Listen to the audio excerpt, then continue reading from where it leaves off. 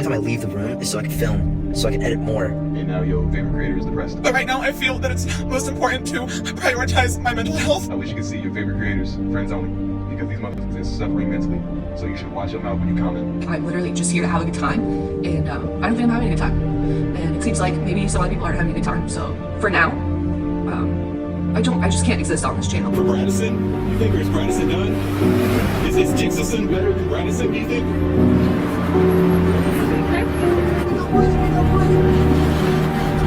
They can't understand. I feel like it just gets more difficult like every day.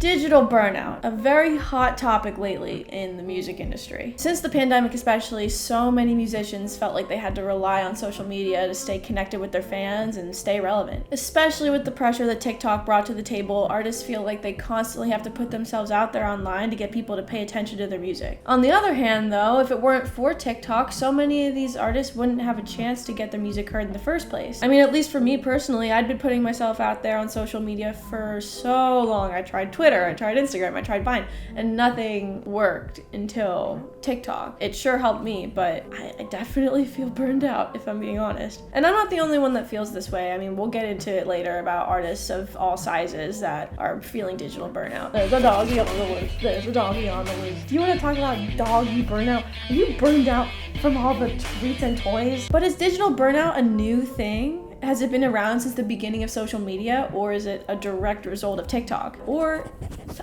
is this just the price we have to pay to be able to build our own fan bases without having to rely on a label? This is a topic I have been thinking about a lot recently because I've been feeling extremely burned out. Posting on TikTok in general is just like, it's just harder now. I don't know how to explain it. And I've been trying to pinpoint why. Like, what about social media lately is making me burned out? Is it the content itself? Is it the engagement? Is it the comments? Like, what is it? What's the source? Not only are smaller independent artists feeling this way, but there are also a lot of bigger artists who got famous before TikTok expressing how they're feeling digital burnout. Recently, Charli XCX faced criticism online after announcing that she'll be performing at the Las Vegas event After Party, which requires all its attendees to own one of 1,500 utopian NFTs. Charli also said she was stepping back from Twitter after receiving negative comments from fans about her album Crash. I've been feeling like I can't do anything right at the moment, she said. I've noticed lately that a few people seem quite angry at me for the choices of songs I've chosen to release, for the way I've decided to roll out my campaign, for the things I need to do to fund what will be the greatest tour I've ever done. I've been grappling with my mental health the past few months, and obviously it makes negativity and criticism harder to handle. To keep her Twitter active, she would draft tweets and then have people on her team actually send them out. And aside from Charli XCX, Lana Del Rey also deactivated all of her social media accounts in September of 2021. Billie Eilish abandoned her Twitter account to preserve her mental health. Mitski deleted her social media after her tour in 2019. And Ariana Grande deleted her Twitter out of the blue in 2021. But all of these people are so famous already and already have such a strong fan base that they don't really have to worry about doing that. People aren't going to forget about Ariana Grande because she doesn't have Twitter anymore. I wanted to get more perspectives on this, so I asked a bunch of my friends that are either independent or signed to a label what their experiences are like with this and how the constant pressure of being on the internet feels to them. All these people have gained a lot of popularity just by putting themselves out there on the internet, so let's see what the hell they have to say.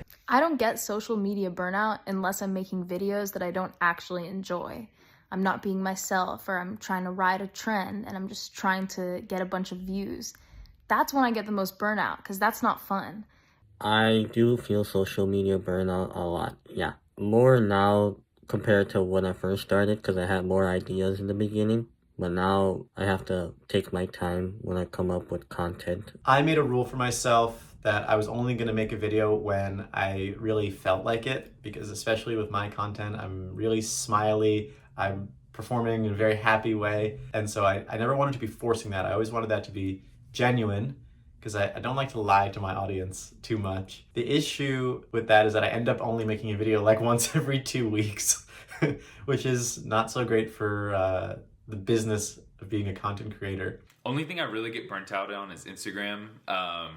It's super draining and toxic, just worrying about posting something and how many likes you're getting. I mean, granted, that's for everything, but Instagram can feel very like self-centered, or you're just trying to self-promote something, where TikTok, it can be more fun and gives you a little bit more creative freedom, I guess. So yeah, there's definitely burnout, because there's times you just want to focus on creating music or creating whatever you're doing, rather than worrying about how many likes you're getting. Something that's been really interesting to watch and also be a part of is this generation of artists who came up during the pandemic and like built the majority of their fan base on social media during that. For like the first time ever over the past 2 years, you have an entire group of artists who, some people are wildly famous and they've never even played a live show before. Because while we were building our fan base, we didn't have access to live performance and to like the physical world of music. I think also like for all these artists, when we started, there was a lot more interest and desire to take part in TikTok, because it was this like new exciting thing. Everyone was bored at home, and it was a way to put yourself out there when you couldn't do it in person. But as a result, what's happening now, like we're watching live music come back, and you know, people get to meet in real life and in real time, and we are still kind of expected to uphold that same social media presence and that same consistency and frequency of posting. So I think this whole kind of group of like COVID artists experiences that social media burnout at like a much higher intensity. I would say also that as soon as I started doing content creation full time, I left my day job and went to pursue this new thing. I wanted to take a risk. It was fun. It was going well. I had millions of followers. I was like, okay, I'm going to do this now. The moment I did that and I gave up my steady stream of income, I suddenly felt an incredible amount of pressure that I needed to be making a ton of videos and cranking them out and doing it all the time and making it 24/7. And this is all I'm doing, and I'm going to do this 100% all the way, all the time. And I ended up really burning myself out rather quickly. But there is that pressure. There's that immense pressure, just because it's not a stable industry. It's highly volatile. Sometimes you have a great month where you get a lot of brand deals, you get a lot of money coming in. Other times, you know, maybe you don't get as many emails, or the views go down or something like that. And it's easy to take that personally. It's easy to feel like, okay, well, I just need to make 100 more videos. So when I do get social media burnout, it definitely affects my creativity. For example, if I do a song or a remix and I'm like super stoked on it, I think it sounds great, but it doesn't do that well, maybe it'll slip in my subconscious and I'm like, okay, next time I can dumb down the music, or don't go too experimental, or don't do too crazy, because you want it to be universal for people to enjoy it. So I find myself making music for other people, which can be extremely toxic and really bad on your mental for creativity. The whole point of being creative is to create and have fun and be experimental.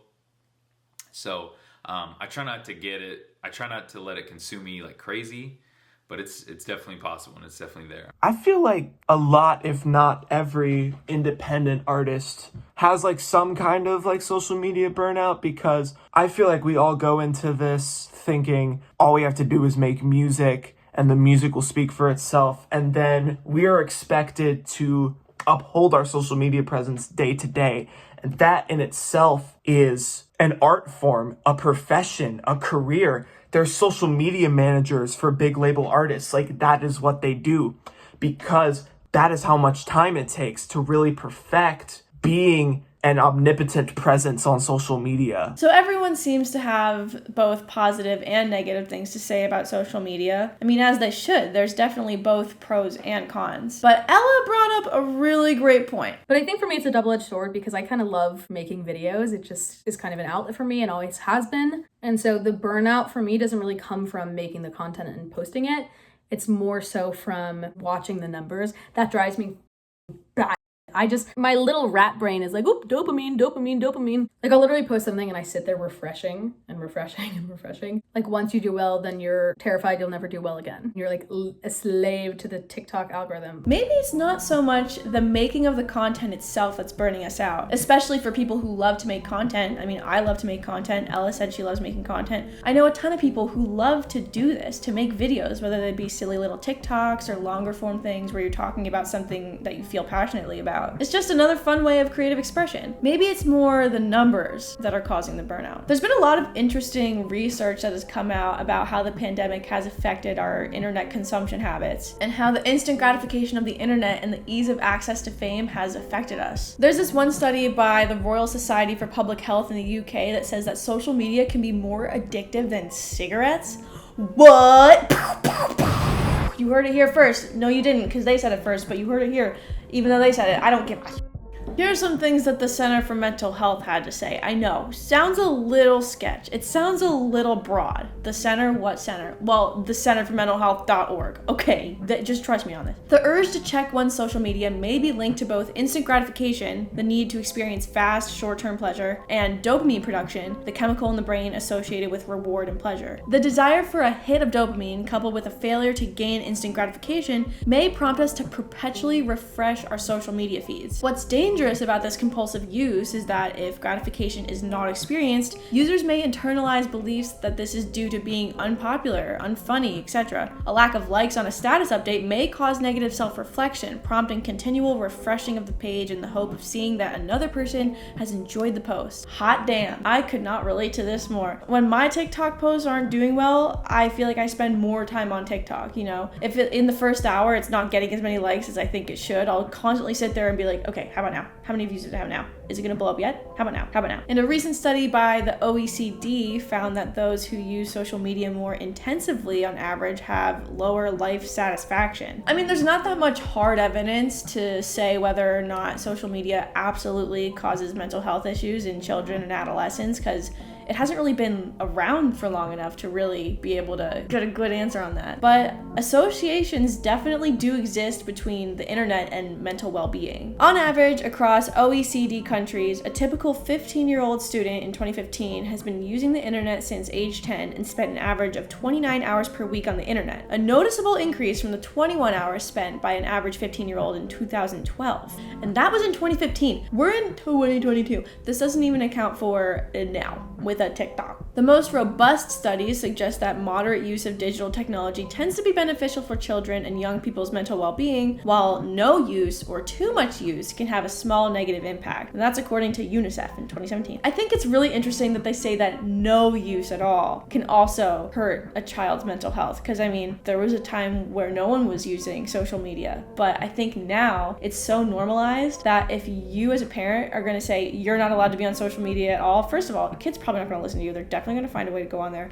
Second of all, you're totally isolating them from pop culture in a way. Like, you're completely ostracizing them from the rest of their class because you're not giving them access to something everyone else has access to. And it's not just like, oh, you can have a pair of Uggs because everyone else can have Uggs. No, like, you're literally leaving them out of like internet culture. Like, they're not going to get so many jokes. I don't even know if that's the reason that no internet use is bad. That's kind of just how I feel. Anyway, extreme internet users, more than 6 hours a day, were most likely to have lower life satisfaction and well-being. Moderate internet users, 1 to 2 hours a day, had the highest life satisfaction, even when compared to those who used the internet 1 hour or less on a weekday. A large-scale study of adolescents in England also found that a little bit of online activity was associated with higher levels of mental well-being than no screen time at all. Greater social media use, nighttime specific social media use, and emotional investment in social media are all associated with poorer sleep and higher levels of anxiety and depression. And again, like, it's not clear whether people who are using social media more are more anxious because of it, or if people who are more depressed are using social media to regulate their low mood, but this is just what these fellows are saying. I mean, drawing on my own personal experience with social media growing up, I definitely used Tumblr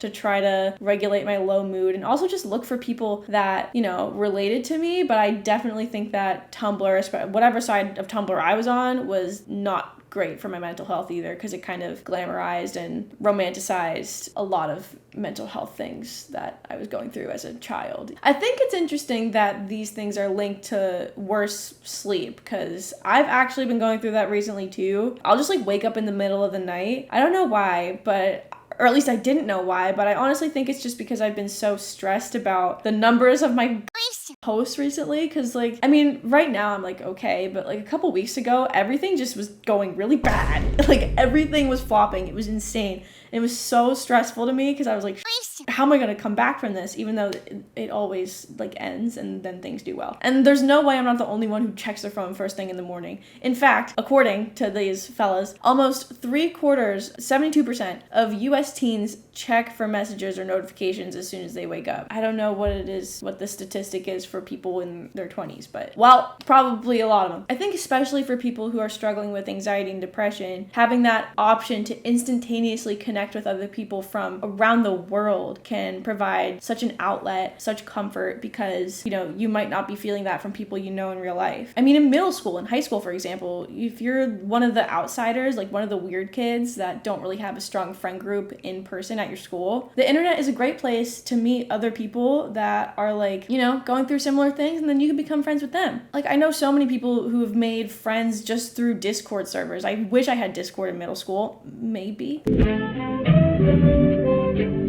New outfit alert. Pew, pew, pew, pew. I got this hedgehog. Hedgehog. We're just talking in general kind of right now. We haven't even really touched on the whole like pandemic thing, the whole massive increase in internet consumption since the freaking pandemic. So let's touch on it. Let's touch it. Since the beginning of lockdown, our time spent on the internet has increased by 47% for social media, 46% on messenger services, 39% on listening to streaming music services, and 15% for creating and uploading videos. That's a lot of percent. Social media use went up by almost 50%. If you were spending 2 hours on social media a day before the lockdown, you were spending close to 4. Is that how that works? This phenomenon of being so online has contributed to something that experts are calling digital stress. And this refers to the strictly online environmental demands that strain our coping mechanism. Within the digital sphere, there's such a massive overload of communication through news, social media, internet multitasking. And this kind of stress is being related to negative psychological effects like lack of satisfaction, decrease in productivity, exhaustion, and burnout.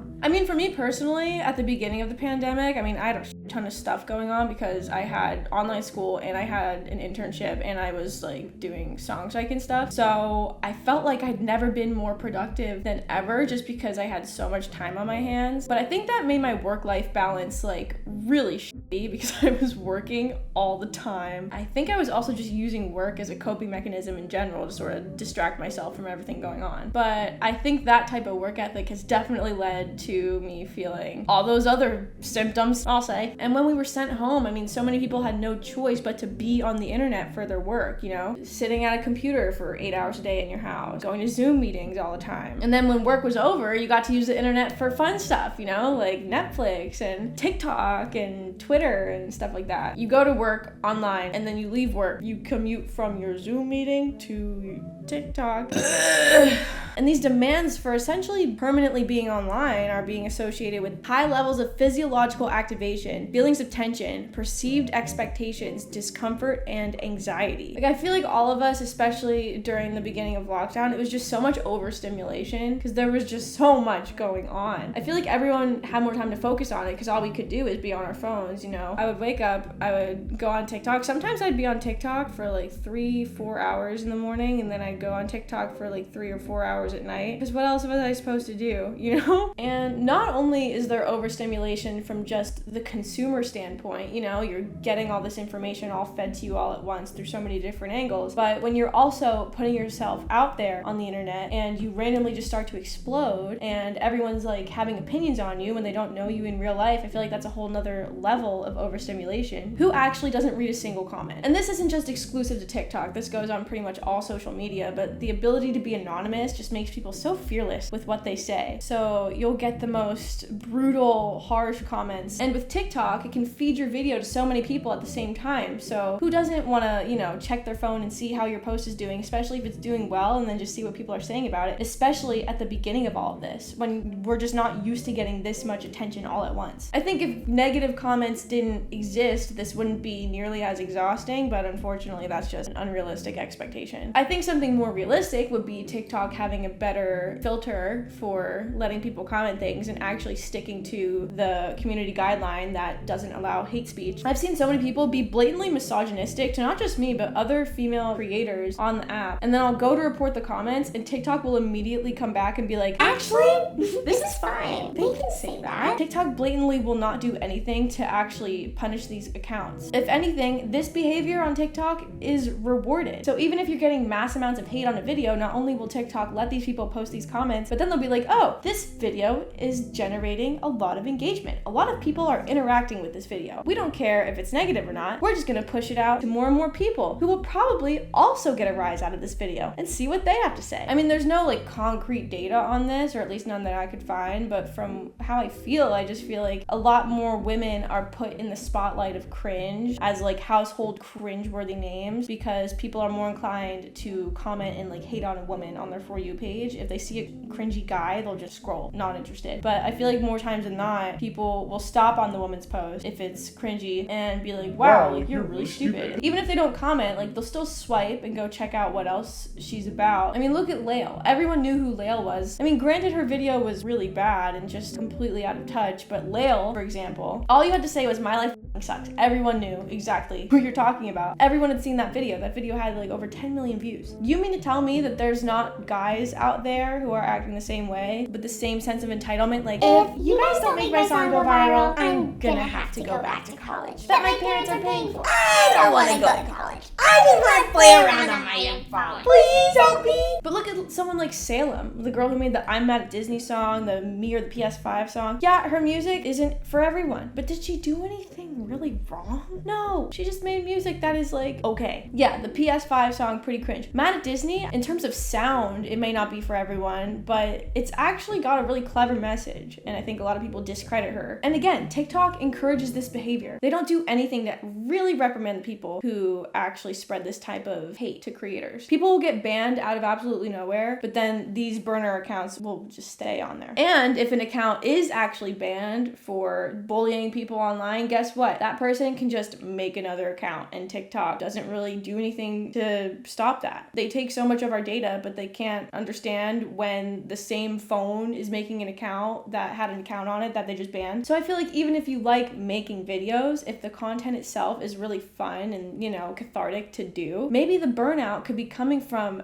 all the overstimulation of all these people having opinions about us, both positive and negative. I mean, obviously the negative ones are going to stick more and drain us more, but it's just so much being fed to us. I feel like the mass amount of attention and negativity all at once is enough to cause discomfort, anxiety, tension, perceived expectations. And on top of that, although one negative comment can ruin my day, I still feel the urge to post. I still feel the pressure to keep putting myself out there online. And look at Lael, for example. When her video exploded of her being like, my life fucking sucks, she was posting out the wazoo after that. I mean, it took her a while to apologize, but she just kept spamming her feed with all these videos of her just trying to ride those coattails of all the engagement she was getting on her one post. Eventually she apologized, you know, but there was still something in her that really made her want to keep going. And we made a video talking about the whole Lael situation, and I mean, I definitely still disagree. I still think it was a very tasteless video to make, but I can't help but feel bad for her now, honestly, because one video destroyed her career. She still gets so many hate comments and so many dislikes on her releases to this day. Even if she learned from her mistakes, the internet's not going to forget that video,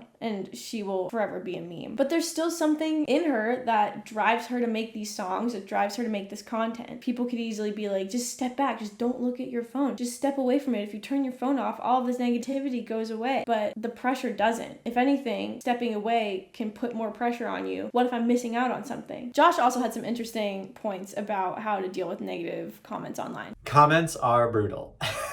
It's really hard to not look at the comments. You can say, you know what, I'm just gonna not care what anyone thinks. I'm not gonna read these comments, but I liken that to being a stand-up comedian and telling a joke and then immediately covering your ears so you can't hear if people are laughing or not. It's difficult if you're an entertainer, if you're presenting something that's made for an audience, to then completely ignore the audience reaction. It seems almost antithetical to the work itself. And it's really just, it's tough. It's so hard. And I've tried a bunch of times to upload a video and then not read the comments, but it's just difficult because you want to know what people think. You want that feedback. I think anyone who is in front of the camera or on stage or performing in any way, you crave that audience feedback. You want to know, how am I doing? Do you like this? Do you want more of this? It's also how content creators can adjust their content. You see what's resonating.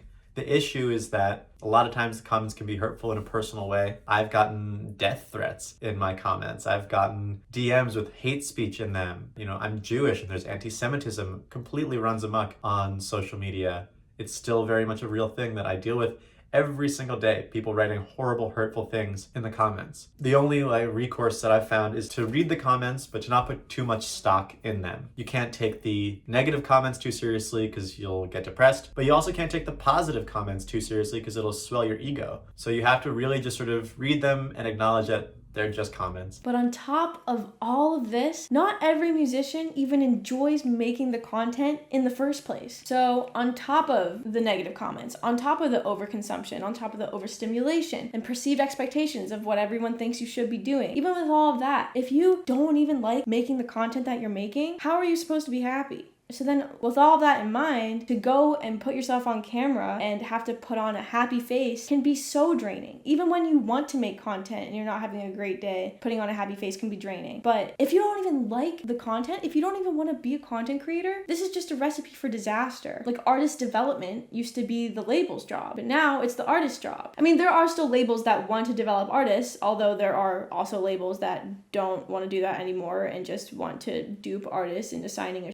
deal when they can just do everything themselves. So if you're a musician and you want to go about things independently, you have to do all these things yourself or assemble your own team to do all these things. Being an independent artist before the rise of social media, you kind of had to do a lot of stuff yourself anyway. But if you're an artist that dreams of signing a record deal, that wants to go with a record label, guess what? You still have to do all these things yourself before a label will even entertain the possibility of giving you an okay deal at best. Sarah Quinn from the pop duo Tegan and Sarah said to The Guardian that we're always looking for new revenue streams and opportunities because we're not touring, and I hate to admit it, but our social media reach dictates everything for a band like us. Our online metrics equate how much a record company will give us for a record or how much Coachella will give us to play Saturday at 3 p.m. Has the music industry ever only been exclusively about the pure quality of a song? Are the best songs ever objectively made the ones that get put on the radio and get awards and stuff? No, because there are other factors that determine who even gets a chance to begin with. But especially now, you could be an incredible band, be so good live, your music recorded sounds incredible, but if you can't get people to follow you on social media, then if you want to sign to a label, they're not really going to care. They're going to take someone who has a really huge following but makes okay music over someone who doesn't have the following because they're strictly looking at what will make them the most money that they have to do the least work on because the person who built their following themselves already did all the heavy lifting for them. But I'm just talking. I'm just full of it over here, talking into the void. So guess what? I called up my friend Mad, and we're gonna gossip about the music industry together right now, right here, right now, right here, right now, right here, right now, right now. So my name is Mad, and I'm a singer, songwriter, and artist, and a full-time student at UCLA studying music history and industry. Hell freaking yeah. Well, Mad, I wanted to talk to you today because I thought that you would have a lot of incredible insight on how the music industry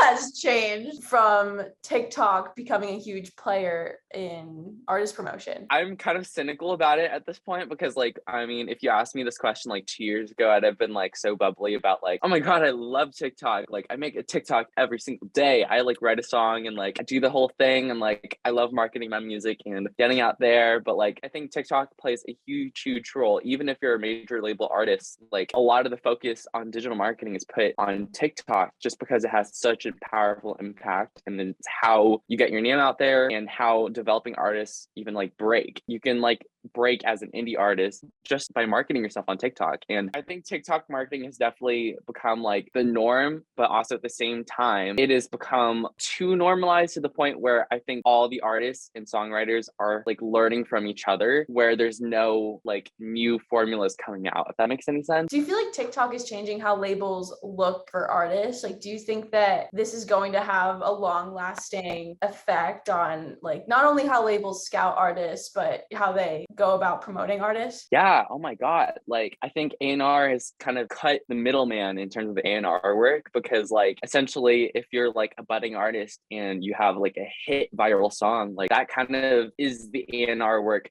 cut out for itself. And then all of a sudden you're getting all these like A&Rs trying to field for meetings and trying to like get in and get coffee with you and take you out to dinner. And it's kind of funny because back in the olden days, I mean, like probably like before TikTok and like social media and stuff, like A&Rs would go to like live shows and like find new talent and kind of like have to decide from there, like, does this artist have potential? Do they have good energy? Do they have the potential to be a good writer, performer, work well with teams, market themselves, and, you know, do the whole thing as an artist? Whereas TikTok has kind of become like a litmus test for like artists to like put their stamp on the world. And if people really, really love it, they'll say so and they'll like it and comment, and A&Rs can read that feedback and be like, okay, and here are like the statistics of how well your song is doing and how you've been able to convert your personality and your marketing and your songs into actual like streams and revenue. And, you know, like labels love money. So like as soon as they see those numbers running up, they're just like, okay, ding, ding, ding, ding, ding. Like we got to go get coffee with this kid, you know? Oh, totally. And do you feel like once the labels lock in an artist that blew up on TikTok, how do you feel like their approach to helping an artist grow a fan base has changed post TikTok? I have a lot of thoughts on this because I think it varies label to label. I think what has become very normalized now is, especially in the major label system,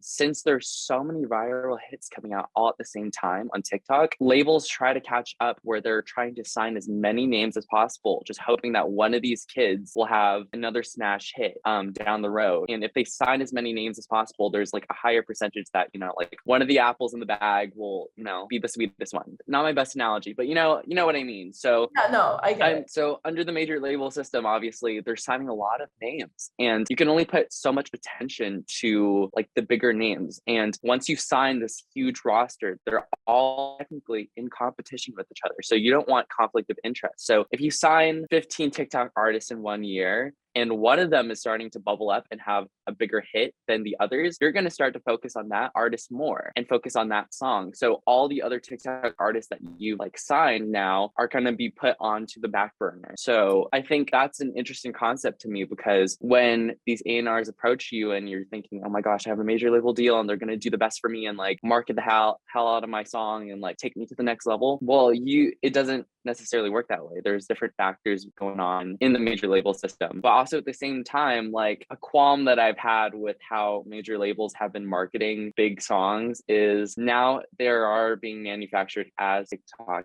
hits, where like I think you've probably seen this too, where like a bunch of songs come out and you can kind of tell that they're being pushed and they're written and composed in the way with like social media and TikTok especially in mind, you know, just having like little bits and nuggets that can be turned into audios that can turn into trends and therefore can be taken off and then turn into revenue. Yes, that is so true. I mean, we've seen that with like artists as big as Drake with 2C Slide. Like Drake would have never made 2C Slide. No, I could go on forever about that song. I think people can tell nowadays whether you're being disingenuous, and people are really, really good. Is this all because of TikTok, or do you feel like the machine has always been there and worked in ways like that were within the times that they were, but now people are more sort of aware of the machine because of TikTok? That's a good question. I think that people have always kind of been aware of the machine. I think it's just like shown itself in different like forms. Like before TikTok, there was Vine, and you know, there was like a bunch of Vine stars that like popped up and still have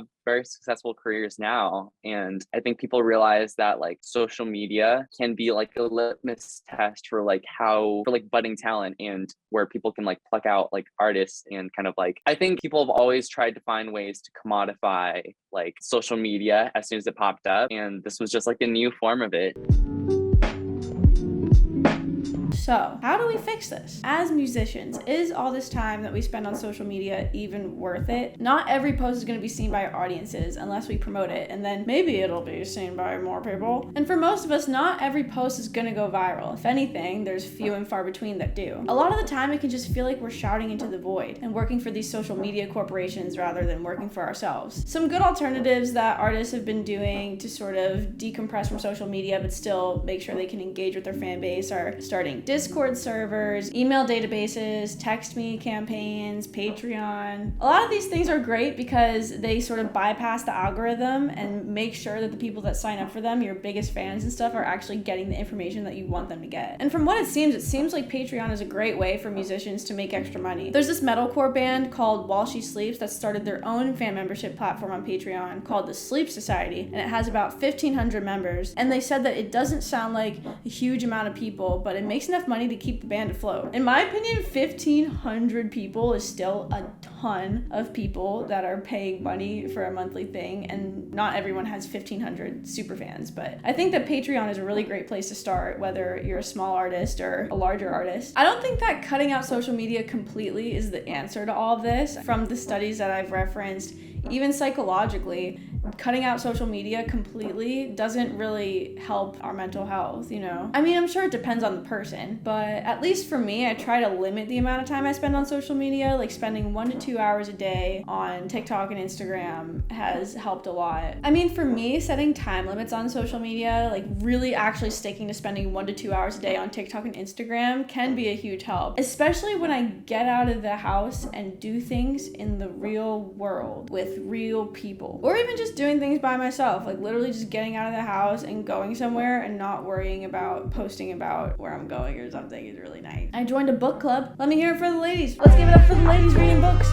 I joined a book club because I thought it would help me not hate myself. I read 1 chapter and the book is okay, but apparently it gets better. I feel like it's really important to do things that are tangible, that you can hold, like an NFT that you can hold, like reading a book or going on a walk or making a rug or embroidery, tie-dyeing your clothes. You can have hobbies that you're not trying to monetize. It's totally normal and valid to do things without monetizing them. If you're gonna make rugs for yourself, that's great. You don't have to sell them. If you're gonna tie-dye clothes, hell, who cares? Just wear them. You don't have to sell them. If you wanna read a book, you don't have to post about it. You can do things outside of social media, and you can do things outside of the business world. If you're having a creative block from social media and it's making the content itself that's exhausting you, then it's okay to take a step away for a few days. If anything, putting pressure on yourself to make stuff when you don't feel inspired is only going to make you create content that you're not proud of, and then you're not going to see it do well because you're forcing it, and then you'll feel more pressure and it'll be an endless cycle. It's okay. Step away. I've gotten the best ideas for my TikToks when I'm not sitting down and thinking of ideas for TikToks, or when I'm just scrolling and enjoying TikToks and then something comes up and then I'll duet it, not think anything of it, and just do something silly and quirky and it'll do really well. And I'm just like, why did this do well when I spent so much time and hours on this other video, but then this one where I'm just saying thanks blows up? Come on. And I know that's so much easier said than done, because like, say you have a song coming out and you really want to push that song and make sure it gets pre-saves and stuff, and the pressure's on, the days only go by and by, and you're like, oh shit, I need to get these pre-saves, I need to make this song blow up on TikTok. TikTok isn't the only way to make your song do well. And in fact, I think that we all need to give ourselves more of a pat on the back. I think we all deserve more of a pat on the back right now, because we're all doing well and we're all doing the best we can. It's really hard, especially when you're just a musician and the pressure is so on you to make money just as a musician. Then you constantly feel like you have to grow and grow and grow so that you can make more and more and more money. So I'm really grateful that I can make content and stuff, and that music can still be a passion thing. And if it's the numbers, the engagement, the data that's giving you burnout, just tell yourself, hey, what would you 3 years ago think about